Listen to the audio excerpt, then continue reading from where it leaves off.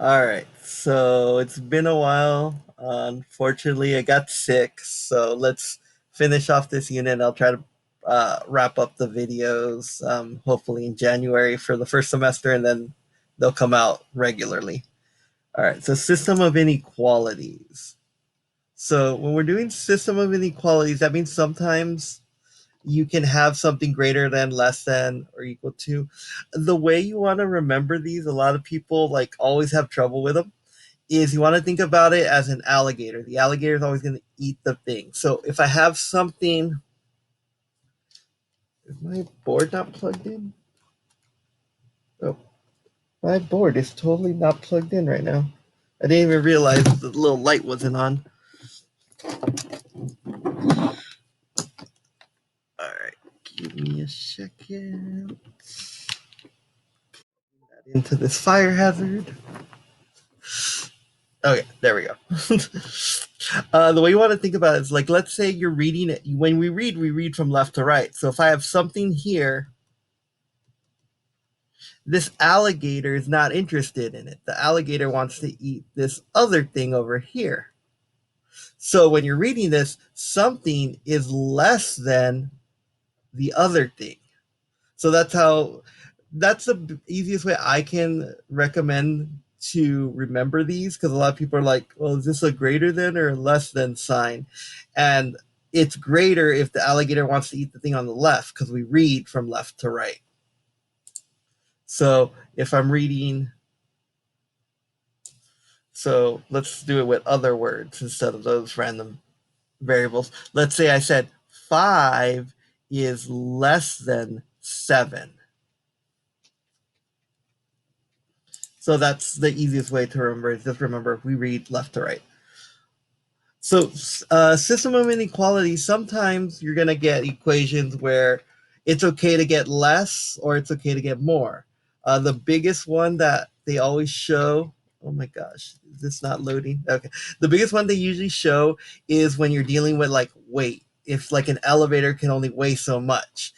When we're dealing with that, we're not going like, hey, you have to load up this elevator with all the boxes to make it exactly right. It's okay if you do less. It is not okay if you do more.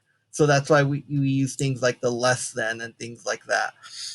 So this is where we can find like certain sweet spots between like, hey, we need to sell so much product, but at the same time, there's only so much product we can store. So we want to sell less than the amount of product we can store over time. That way we get this little sweet spot in the middle.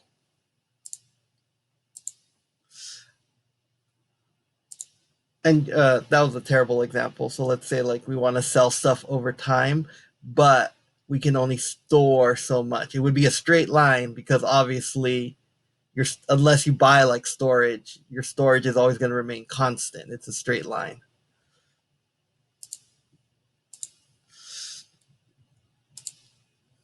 And you can always read their example too. I just feel like their examples are always like really complicated. But this one, they're talking about a box length. Like, for example, the width has to be half, 3 more than half the height. So we would write it as there's 3 more and half the height is being added to it. And the length has to be 1 more than 5 times the height. So this is just putting those words into a way we can understand them. And then obviously volume is width times length times height. So we have this here. This is the width times the length times the height. It's actually length times width times height, so they really should have done this first, but Edmentum's weird. So that's how you would set these equation up, and then you would be like, oh, the volume has to fall within this range and within this range. All right, so let's get into an actual problem. So when we're looking at this, if it loads, Gary is testing a new growth inhibitator for a certain type of bacteria. The bacteria is naturally growing exponentially at a rate of this much. So right off the bat, we know this is an exponential growth. And a growth means we're going to do 1 plus the rate. The reason why we do 1 plus the rate is it's growing. So you have the original plus the percentage that's being added to it. So that's why we're adding this rate. And we're going to do our principal. This is like our beginning. So this right here is our beginning. This right here is our percentage increase because it's a plus sign. Actually, I guess that you would say it's percentage increase. If it was a decay, there would be a negative sign here, and this R would represent percentage decrease. But since I'm using a formula with the plus, this is clearly an increase. And then you would go your X over here. So this is how much time it's passing. Sometimes you would divide it, like let's say your rate is by years, but you want to calculate it by months. You would take your time and divide it by or multiply it by 12. So, and I'll explain that if we need to. All right, the lab technician growth rate less than that natural growth rate. Once the standard stop growing, so to analyze the inability. So they want it to stop growing at a specific time. So what do they want us to do here? Hold on. To analyze lab technicians move the bacteria to large containers, essentially increasing the size of the constant rate. This adaptation accommodates 100 more bacteria. So we're increasing the size by 100. The research team wants to track the number of bacteria over time in these two conditions. So we have two conditions. One of them, they increased the time. The other one, they didn't. So the first one, this would be equal to the bacteria can only has to be less than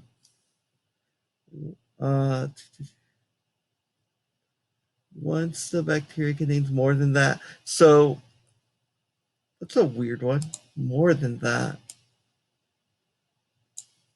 So I'm going to say greater than or equal to 270. And the reason for this is they want more than that. They don't want to pick it out early. And we're going to plug in a rate of, oh, you know what? This doesn't matter because we're doing continuous growth. So this is periodic growth. I'm sorry. But it looks like they're using whatchamacallit, continuous growth. And it makes sense because bacteria grow constantly. They don't go like, all right, today's another day, so I guess we're going to double now. They constantly are growing. So that's a different type of formula. I'm always used to like discrete growth because I do math more than I do biology. So when we're doing this, it would actually be so they start off with 90. So it's always a PERT. So this is what's known as continuous growth. Continuous growth means it's going to happen constantly. And I'm sorry, I know it's like writing really slow. What I did, the other one I did was called discrete growth. And discrete growth means that it doubles like every day. Like let's say like your mom doubles your money every day. That's discrete because it's not constantly doubling. All right, so let me do the formula for this one. So we want this. The current sample size contains that. So we want this to be less than or equal to E, and we don't know the R is, where's the R? 0.047 because we're turning into decimal per hour. So this is T.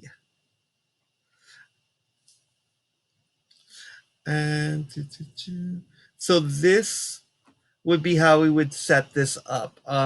I guess they're not giving us the P, so that's why this is for the first one when we wanted to stop growing that. The next one, we want it to do 100 more bacteria. So it's going to be this, but we're going to add 100 to it. So why are these completely different? Okay, the tube contains a standard. Oh, this one's just a linear equation. So this first one is talking about this right here. This one right here is talking about a standard equation. So we want it to be more than a certain rate.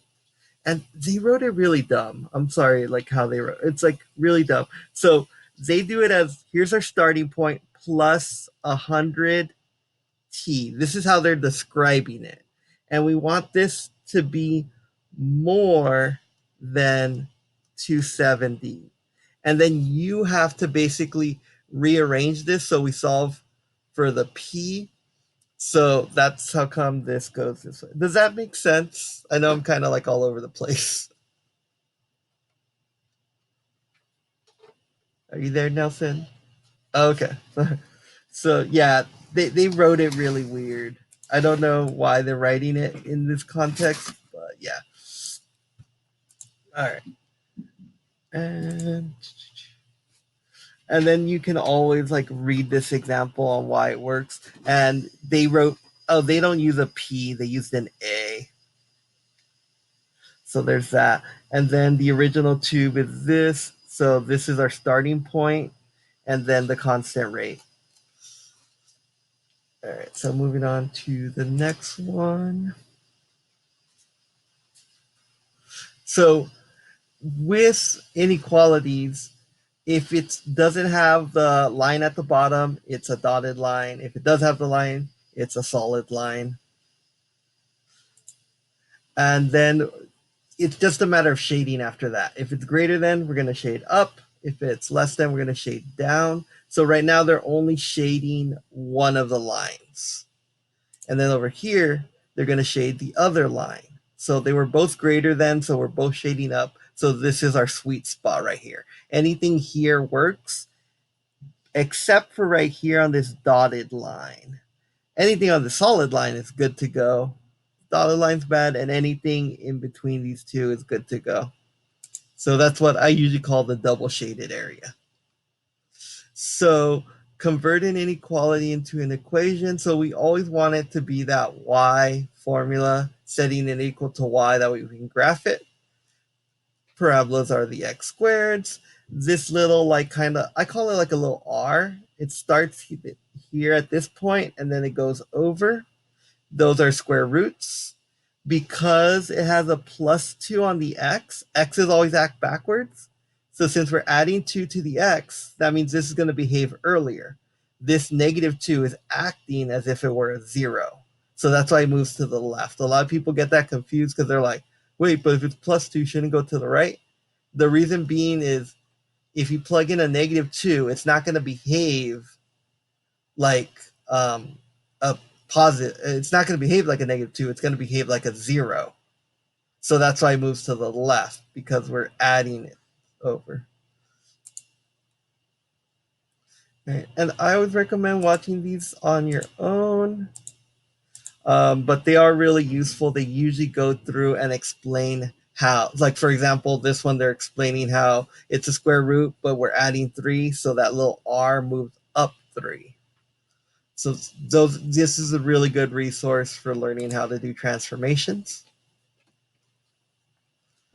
Let's go to the next question.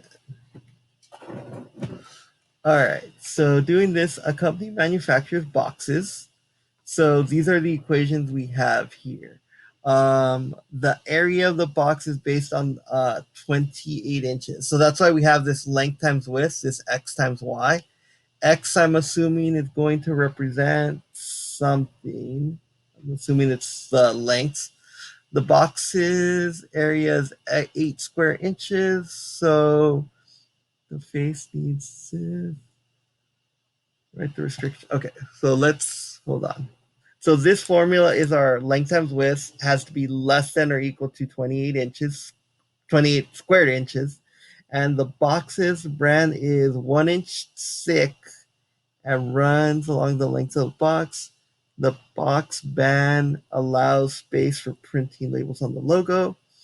The area is 8 square inches. So the square face needs to be larger than the band. Okay. So the square inches needs to be larger than the band. Given the restrictions, the face of the box at a minimum of 11 inches. So we have to start at 11 inches. So that's where we have this. The minimum we have to start is 11 inches. So no matter what, we have to have 11 inches. So if you put 0 on the width, there's still going to be that 11 inches for that y. Then let x represent the height and y represent the width. So x is representing how tall it is, y represents how wide it is. And then we get this equation right here because we have to have this box area here for the height, which has to be greater than this. All right, so after we write the inequalities, we can graph it. So we would graph this in the form of y. So what they did here was they divided by x, and then over here we took the square root to get the y by itself. And your graph would look like this. Usually you can do this with like Desmos or something. And we want to go, I don't know why they don't shade it. We want to go less than this. So we're shading down.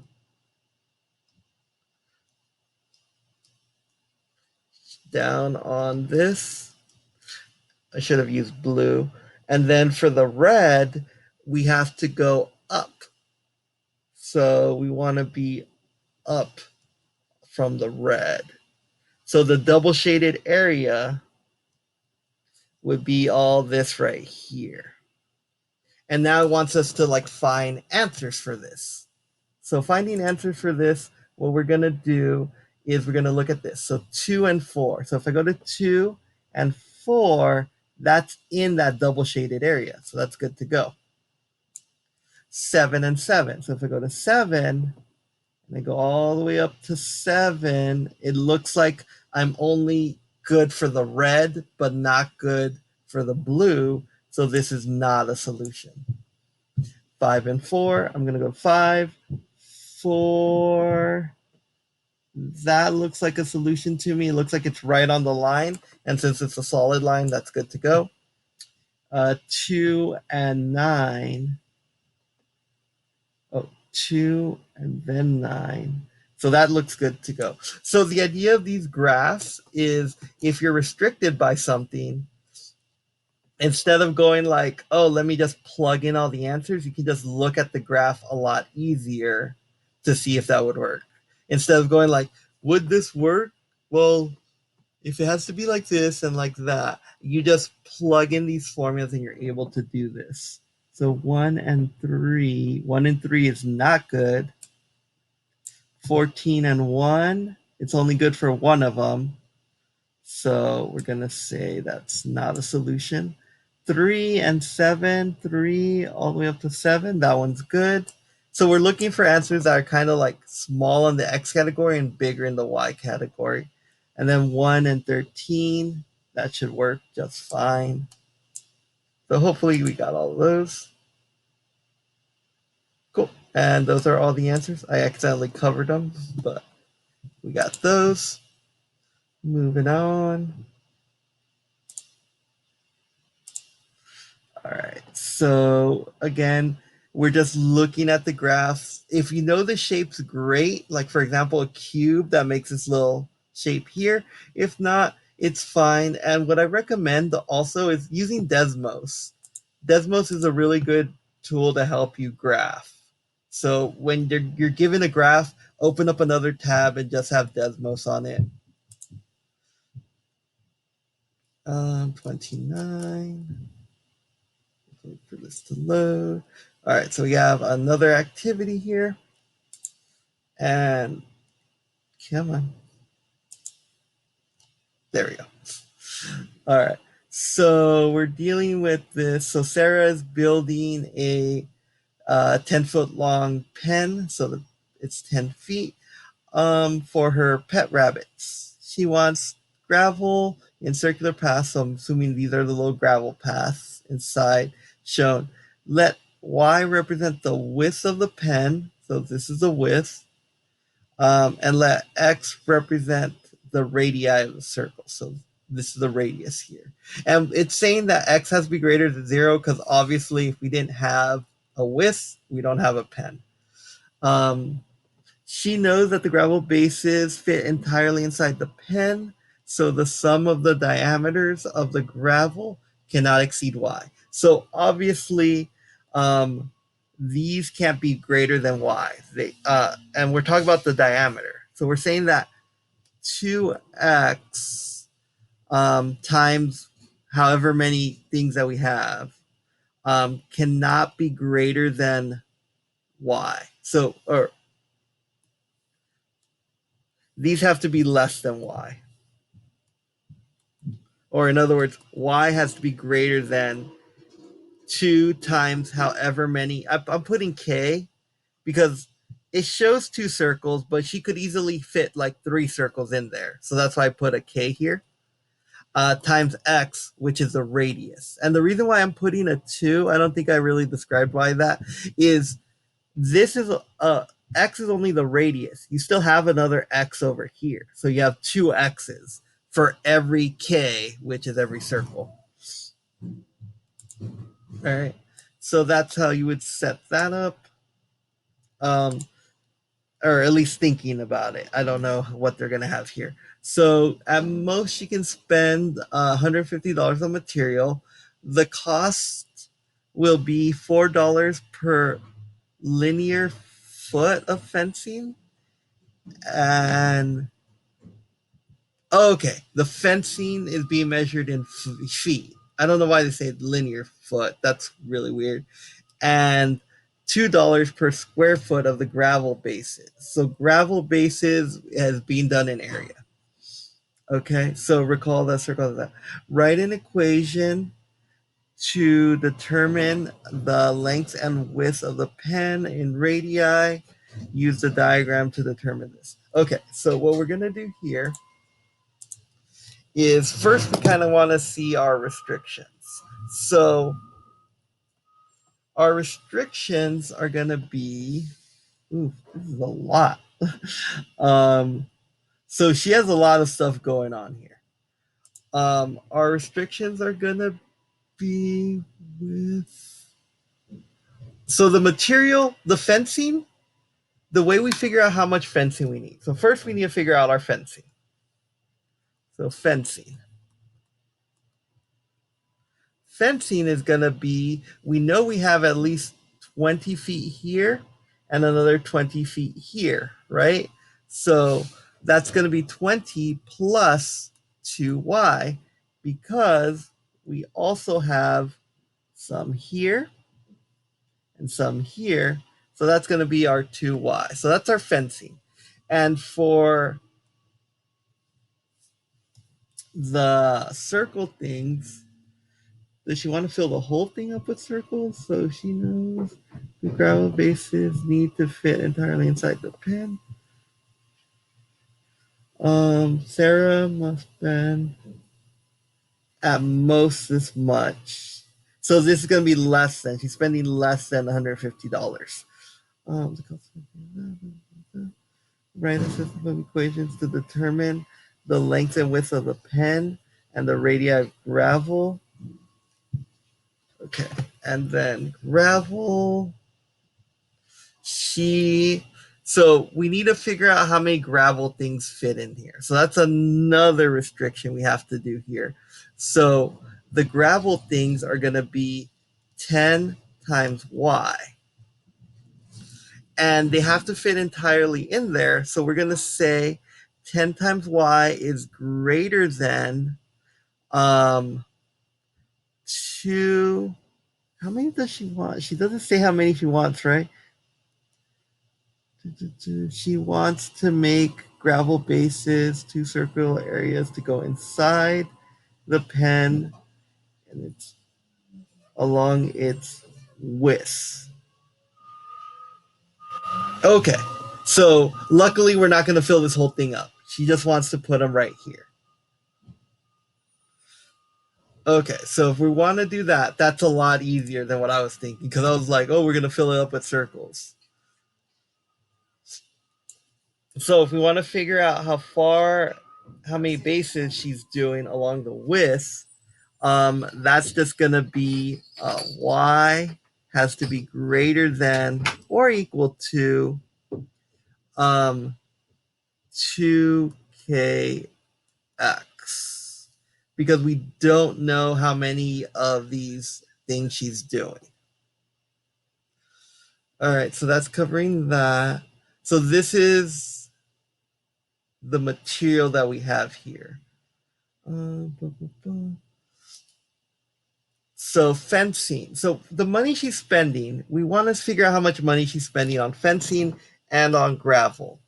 And so we still haven't figured out the gravel yet, unfortunately. We just figured out how to do the restriction. Gravel is going to be simply 2x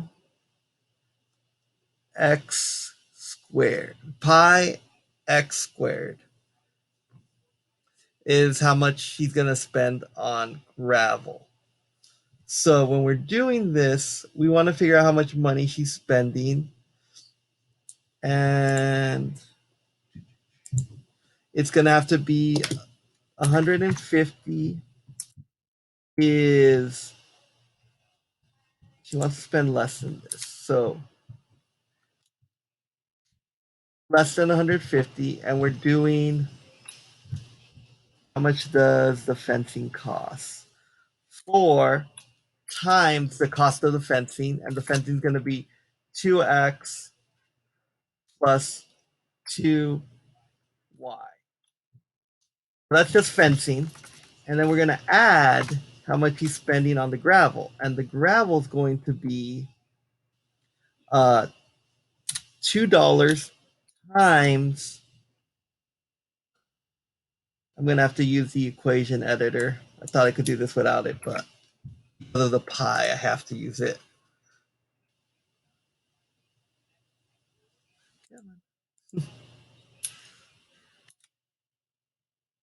All right. So we're going to do $4 times the fencing. So that's $4 times the fencing plus $2 times gravel. And we said the gravel is x or pi x squared. Pi x control up squared. So that's the equation for costs. As far as the other ones go, we're going to say that y has to be less than or equal to,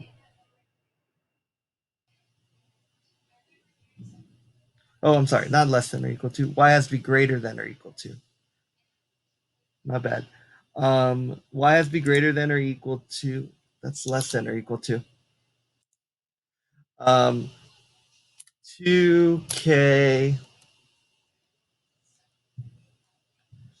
x. The 2 stands for the fact that we're multiplying the radius twice. The k stands for we don't know how many of these little circle things she's going to end up buying.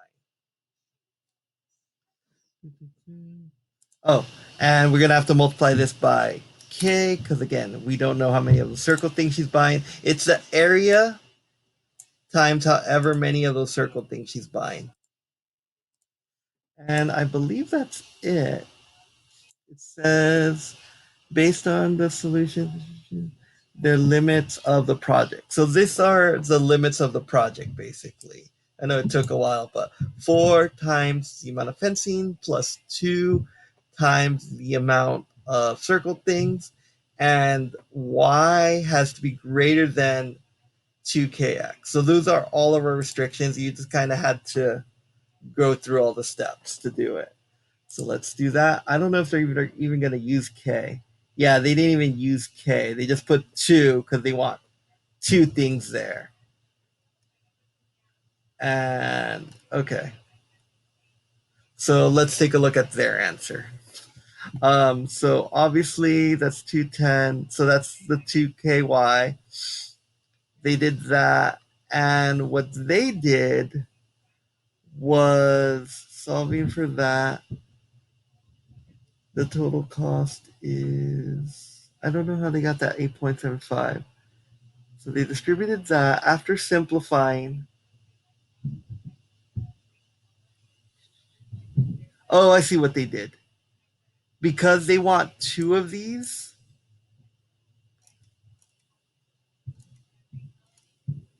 because they're saying, remember how I said that I had a k? They're saying that that k is going to be 2. They just want 2 of them. They're not saying a bunch. I don't know where they mentioned that they only want 2 of them. Oh, 2 circular bowls. My bad. I need to learn how to read.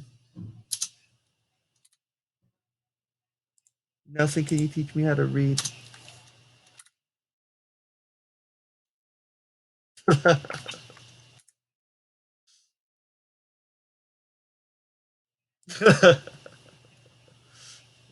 I'm sorry. So, what happens here is we would distribute this 4, so we get 80 plus 8y. Now that I see like their answer, obviously it's a lot better. That's why they put the little how did you did at the bottom, because then you realize you're like, oh, well, I didn't know you guys wanted me to like solve it. So always do those. That's gonna be 4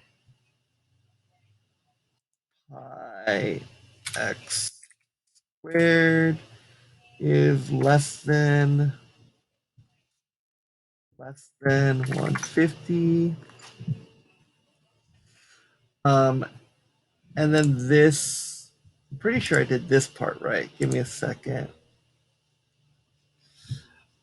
Yeah, 4x. Okay.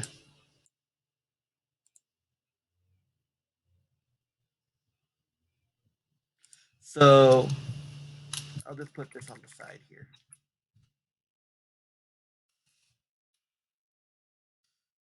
And this other equation is going to be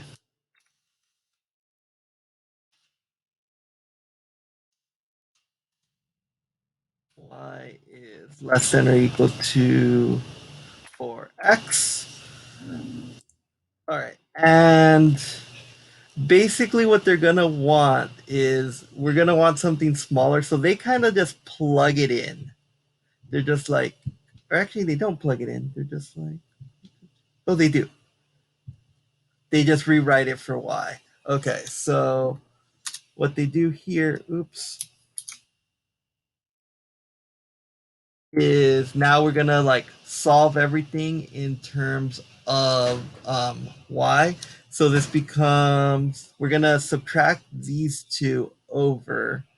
So we get 8y is less than, um, subtract 80 from 150, we get 70, positive 70, and we get negative 4 pi x squared. Control up.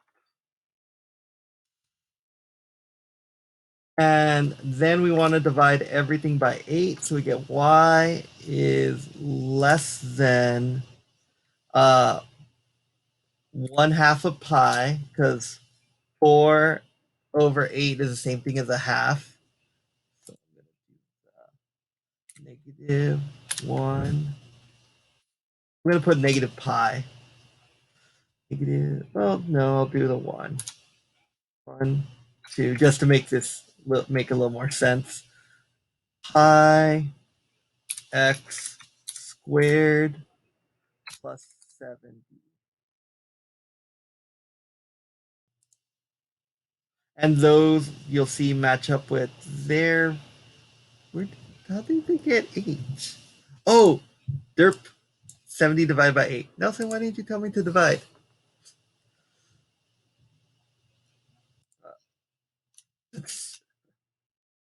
Divide this by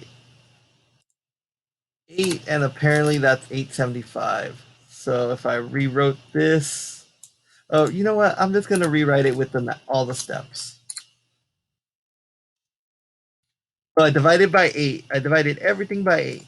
And then once I finish reducing everything, that is not the one I wanted. This is will be greater than sign. All right, we got that. And this is just going to be y is less than -1/2 pi x control squared plus, you can always pull a calculator here if you don't trust yourself, divided by 8, 8.75. Okay, cool. And those match up with that. I just didn't do as much work as they wanted, but now we have this and that, so those work out. All right, and now here, this is the easy part. You can literally just grab this, copy it, go to relationship, go to custom, and just plug this in here. It should work. And then you're going to want to grab this. Oh, unfortunately, it looks like the 1/2 pi doesn't work. So when you do this, custom, paste it in. Make sure you do your 1/2 pi squared. Oh, and the square doesn't copy good too. So minus 1/2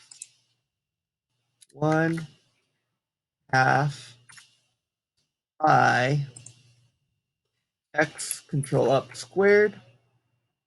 Got that. And you can see the graph right here perfectly. Submit it. So that's the easy part, is doing this. If you have trouble, just remember that the tools are always up top for you to click on them if you don't like doing it with the control up and stuff. All right. So suppose that the radius of the cater was 1 foot. Would it make sense for the width of the pen to be 5 feet or 10 feet?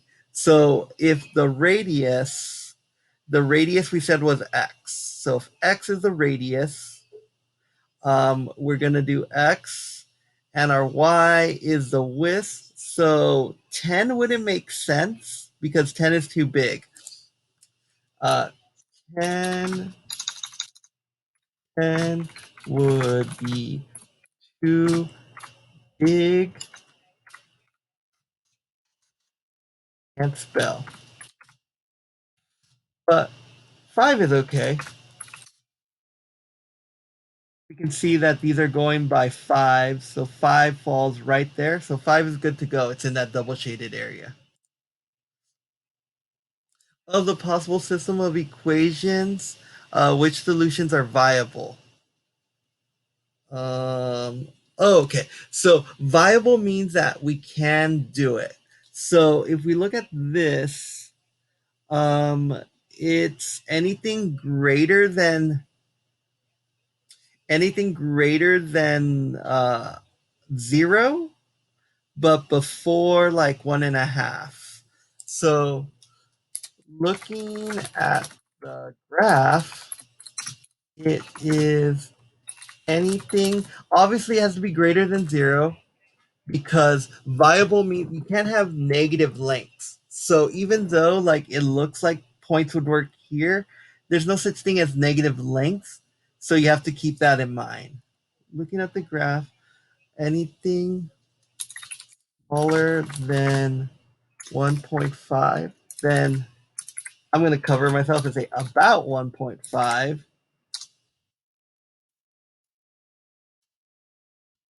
but bigger than 0.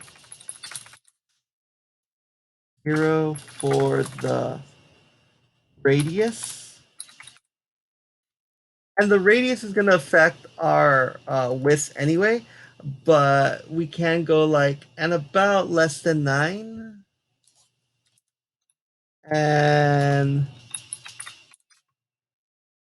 uh, less than 9-ish. I don't know what it means by which of the possible system of inequalities shown in the graph, which solutions are viable. Does it literally just want us to list a bunch of possible answers? I'm just going to go with this for now. And negative. Oh, it literally wants you to say what I was saying before.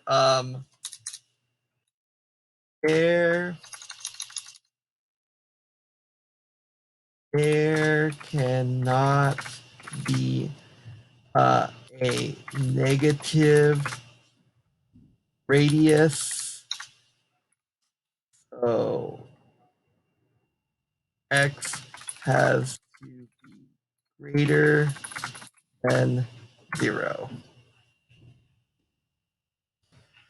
And then just do your explanation on this. I would, like, for example, if I wrote this, I would be like, I wasn't aware that they wanted us to simplify to the form of y is less than and y is greater than. So other than that, I would be like, the rest was very time consuming. So that's what it means by self evaluation.